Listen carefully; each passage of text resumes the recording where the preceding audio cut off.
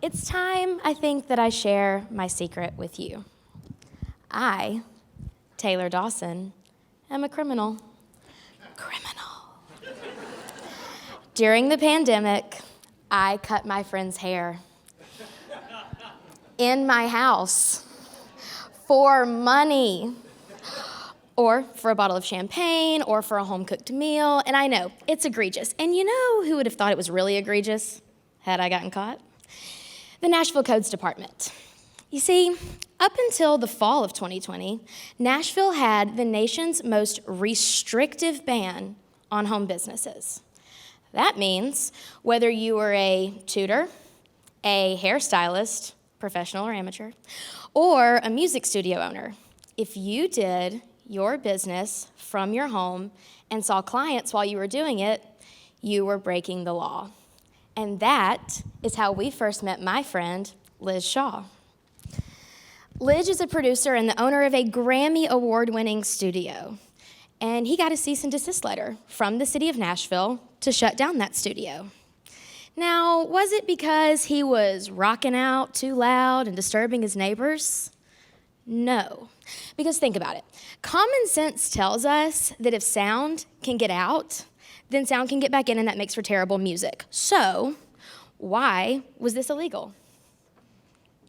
That, my new friends, is a rhetorical question, because even after all these years, I still don't know. We met Pat Rayner around the same time. I took a page out of her book for my personal illegal activity. Pat is a hairstylist who, like Lidge, took out an expensive renovation to her home so she didn't have to pay for an even more expensive commercial space. Who would have thought that that would lead to a years-long court battle? That's right, years. In 2017, we partnered up with our friends at the Institute for Justice, a law firm that defends our liberties, to fight this absolutely insane law. Because that's what the law is, insane. I think we can all agree on that. But what is so much more insane are the consequences that this law had on the hardworking people of Nashville. People who just wanted to provide a service to their communities and provide a life for their families. People who, in the midst of a pandemic, were able and willing to work from home.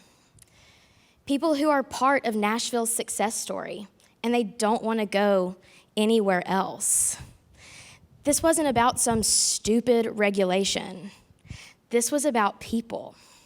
People who wanted to fight, not just for their property rights, though a worthy enough cause, but for their lives and their livelihoods. And trust me when I say, these people wanted to fight. Liz Shaw was a perfect example of that.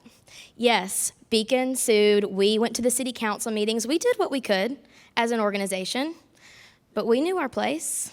We knew that we had the guy who could drive this thing across the finish line. This man rallied music supporters, people from the music industry all over the country to tell Nashville lawmakers how insane this law is. We brought in people we worked with in the past to show Nashville lawmakers who exactly was being hurt by this restrictive law. I mean, the man wrote a song about the need to work from home and performed it at a city council meeting. Okay?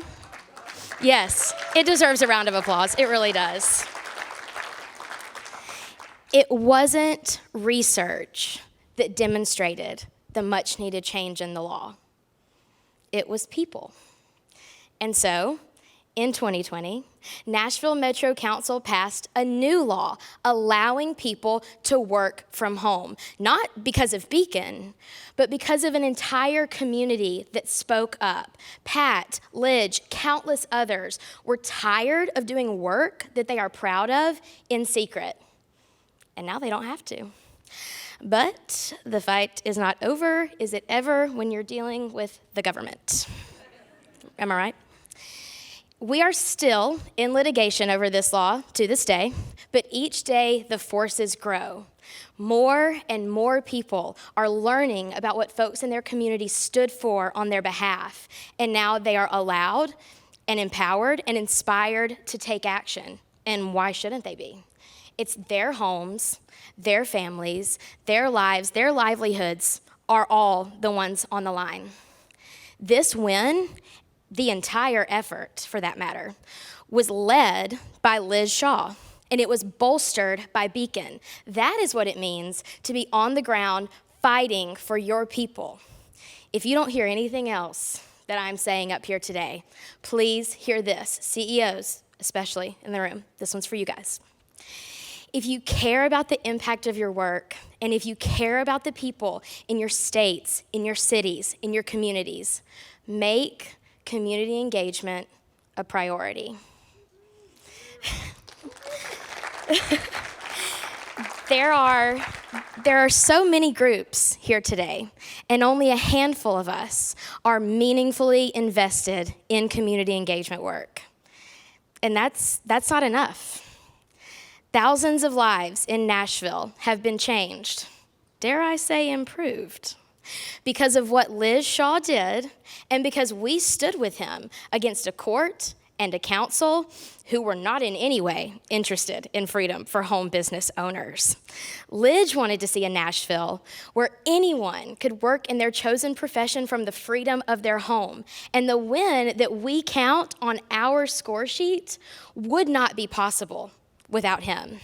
So, if you care about your work and you care about your people, take a step away from the books and take a step away from the computer and just listen. Make it part of your policy process to talk and engage with the people in your communities. Find what is hurting them and then support and empower them as they take action. In every state, not just Tennessee, there are countless laws on the books that are harmful to people's lives and livelihoods. Find those people, help those people, and win for those people.